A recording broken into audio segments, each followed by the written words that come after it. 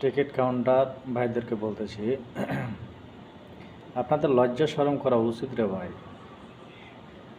গরিব মানুষ, এরা পরিশ্রম করে।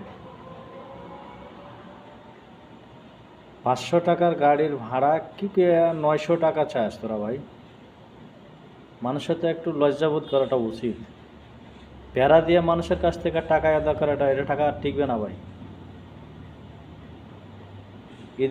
ঈদ আইলেই, প্রত্যেকটা বছরে দেখা যায়, ঈদ আইলেই মানুষের ওপর অত্যাচার, জুলুম অত্যাচার শুরু হয়ে যায়। এটা কি অজুহাত? এরকম কোনো দেশে আসেনি রে ভাই। তোরা যেটা যে করো সেটা এরকম কোনো জায়গাতে আসেনি। এটা ঠিক না। শুধরে যা ভাই। এটা রোজা রমজানের মাস, মানুষ কত কষ্ট পরিশ্রম করে, এরা তো 5 দিন আগেই গেলে যেতে পারতো না। যে কোনো মজবুরিতে কেউ হয়তো বিল পাই নাই, টাকা পয়সা পাই নাই, এই কারণে হয়তো লাস্টের দিকে ওরাকে যেতে হচ্ছে।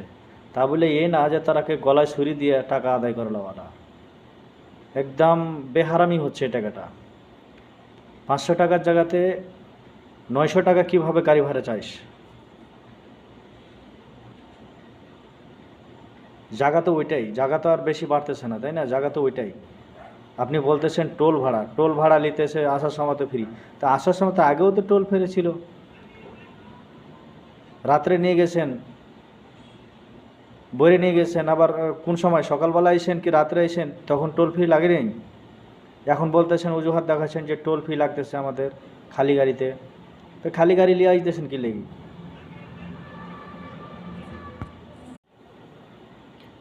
টিকিট কাউন্টার ভাইদেরকে বলতেছি, আপনাদের লজ্জা শরম করা উচিত রে ভাই। গরিব মানুষ, এরা পরিশ্রম করে। 500 টাকার গাড়ির ভাড়া কি 900 টাকা চাস তোরা ভাই? মানুষের তো একটু লজ্জাবোধ করাটা উচিত। প্যারা দিয়ে মানুষের কাছ থেকে টাকা আদায় করাটা, এটা টাকা টিকবে না ভাই।